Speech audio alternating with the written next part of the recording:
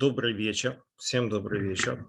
Сегодня мы проведем такое смешанное занятие, то есть по факту нам необходимо поработать было в 3D с форматом STL и проработать функции 3D в программе AlphaCam, чтобы уже завершить ее.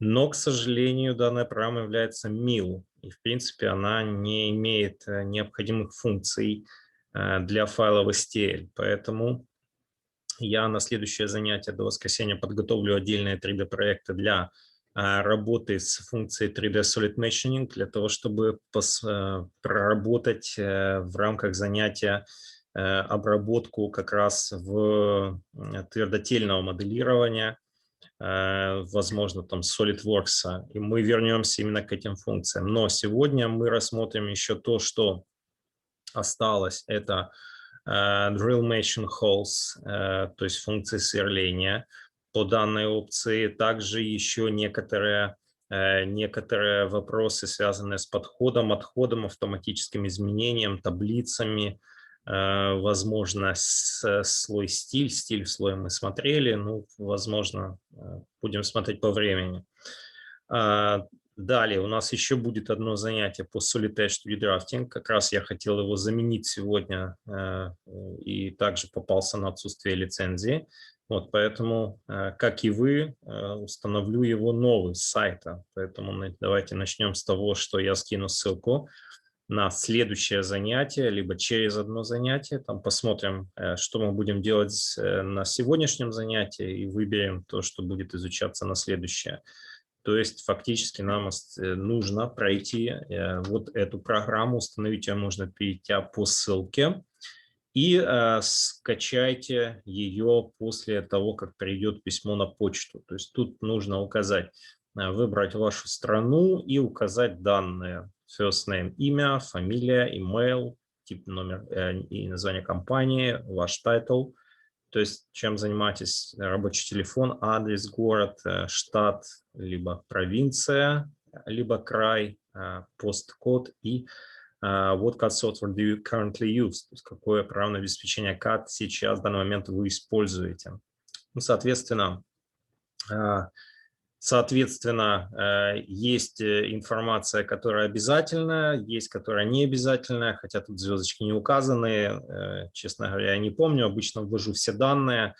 То есть если там какой-то информации вам указывать не нужно, либо нежелательно, можете заменить ее на другую. В принципе, в любом случае придет ссылка на почту, и вы сможете установить данную программу. Обратите внимание, что данная галочка необходимо для того, чтобы присылать вам определенные новости от Siemens.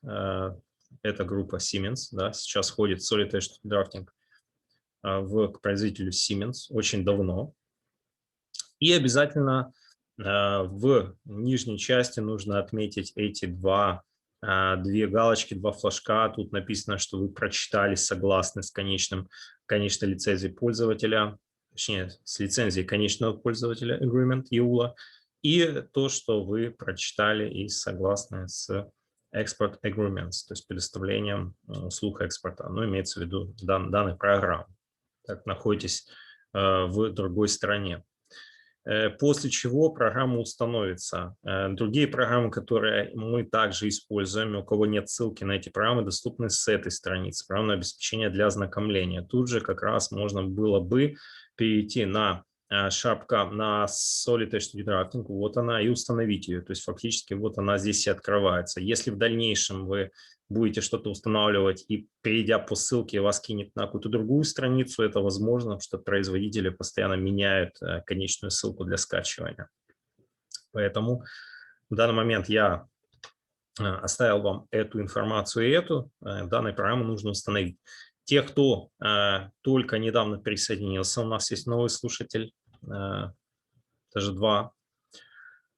Вам, в принципе, не нужно изучать те программы, которые вы уже пропустили как бы. То есть вы можете в самостоятельном режиме их просмотреть видеозаписи, установить их, но когда группа придет еще раз к предметам инженерной графики, техническому черчению и так далее, вы полноценно пройдете с текущей группой, которая частично будет обновляться, обновиться, данную информацию. Поэтому по данному поводу также переживать не стоит. Далее. Давайте начнем, рассмотрим оставшиеся операции, которые как раз вот в рамках курса нам необходимо пройти.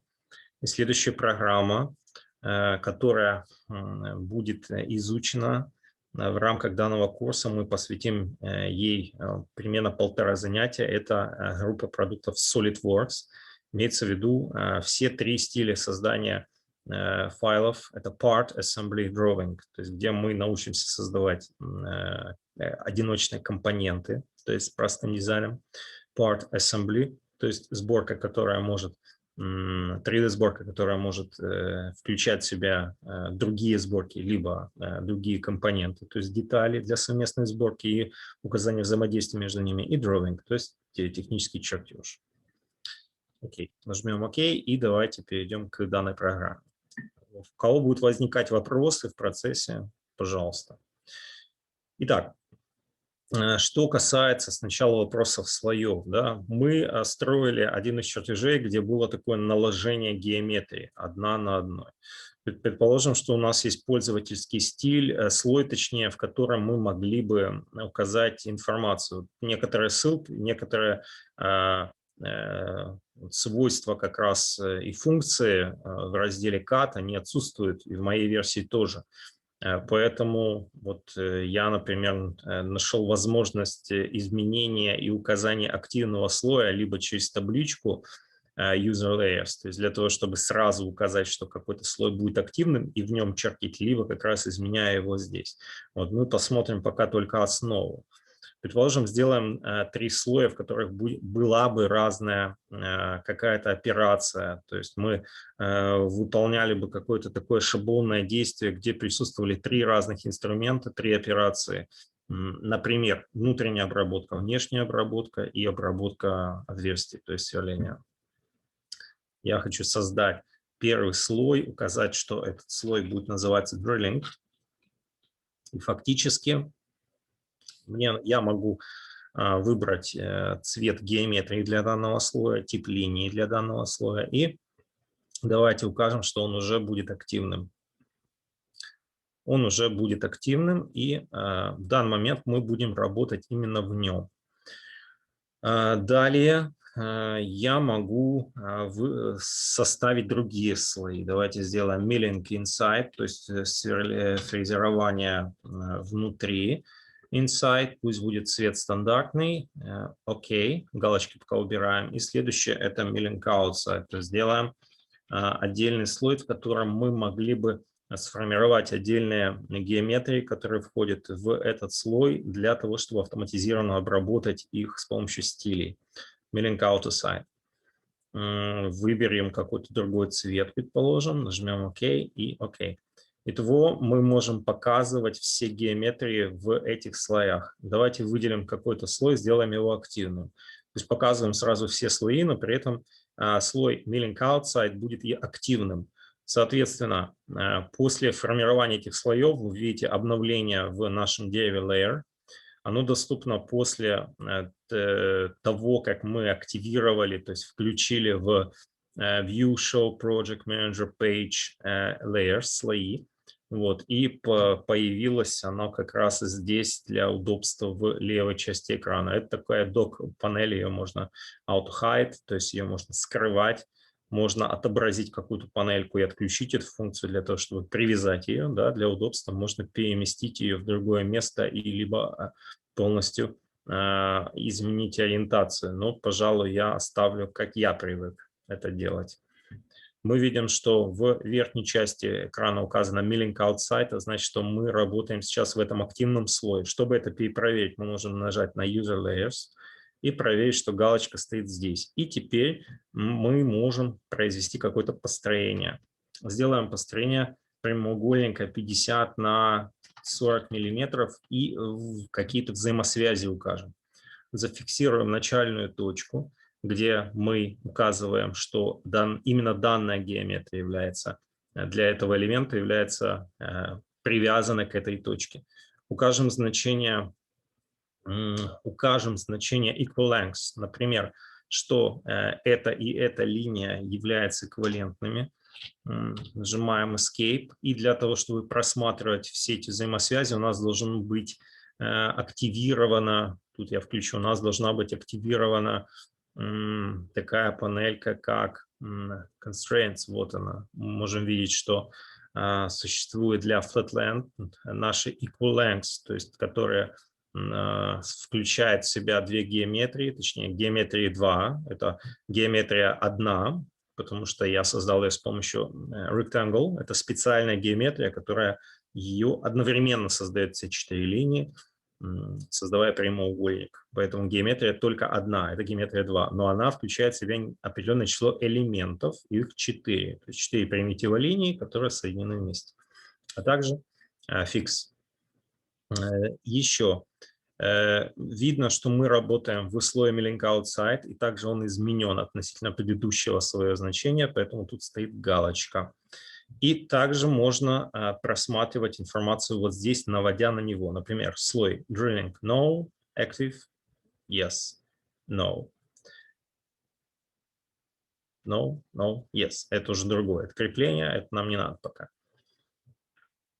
Установим еще информацию о значениях. Например, будет не дистанция, а длина. Я установлю длину setValue 50, пусть она будет параметром. Создаем новый параметр и напишем, что это длина, и она будет иметь новое значение 100, предположим. И также укажем значение какое-то, которое бы использовало формулу. Опять же, с помощью сначала создания этого параметра, например, с помощью length, вертикальность, я указываю, что я хочу использовать equation, имя которого будет ширина, и оно будет заключаться в том, что я буду к длине прибавлять 20, предположим. Нажимаем ОК. Смотрим, меняется ли, то есть длина у меня будет 50, и ширина будет, соответственно, изменяться. То есть всегда будет на 20 мм больше. Готово. И теперь давайте посмотрим, что в данный момент, заходя в User Layers, пользовательские слои, я могу убрать показания этого слоя, то есть и сделать ОК. То есть вы видите, что пропала геометрия, но при этом она есть в данный момент в дереве конструкторском. Это значит, что она просто скрыта. Также можно убрать и поставить, скрыть, то есть сделать show no, yes, с помощью как раз отображения и убрать либо поставить галочку, флажок в этом дереве. Теперь давайте переключим работу на Milling Outside. Для этого я нажму правой клавишей мыши и сделаю его активным. Теперь он будет активным. И в этом активном слое сделаем прямоугольник. Сделаем, например, тоже прямоугольник, который изменял бы значение и был бы как-то бы параметризировался. Фиксировать мне его не нужно. Я только укажу, что это и это значение тоже у меня будет эквивалентными. Также эквивалентно будет левая и правая сторона equal length, то есть длина у них будет одинаковая. Смотрите, что у нас есть разный цвет, потому что геометрия, кстати, вот эти цвета, которые здесь в квадратах показывают нам на цвет слоя, цвет геометрии в слое. Для удобства фиксировать не нужно, и я указываю только длину, где, например, мы создаем новый equation, в котором мы выбираем параметр длины, от которого мы будем отнимать 10 миллиметров, например. 10 миллиметров. Это будет длина DL1, например, длина 1.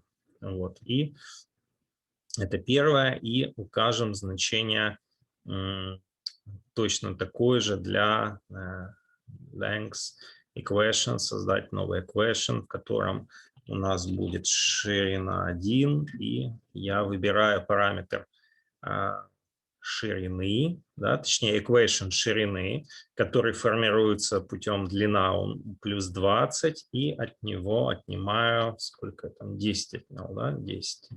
Вот. И следующее, мне необходимо еще сделать дистанцию. То есть я указываю дистанцию между элементами. Тут дистанция будет постоянно 5 миллиметров. Тут дистанция будет постоянно 5 миллиметров. То есть дистанция отсюда сюда 5 миллиметров. Готово. Здесь готово. Теперь перехожу к следующему слою. То есть этот активность я слой отключаю. Теперь смотрите, я могу теперь отключать, оставлять, либо убирать текущий слой. Ставим Drilling Active. Активный слой для отверстия. Итак, сделаем отверстия диаметром 10 миллиметров и установим их в определенных позициях. Смотрите, что данный цвет, который присущ обычно для construction линий, конструкционных линий, просто совпадение, хотя там вроде как светлее немножко, просто я выбрал его, либо по умолчанию он был такой, как цвет геометрии в этом слое.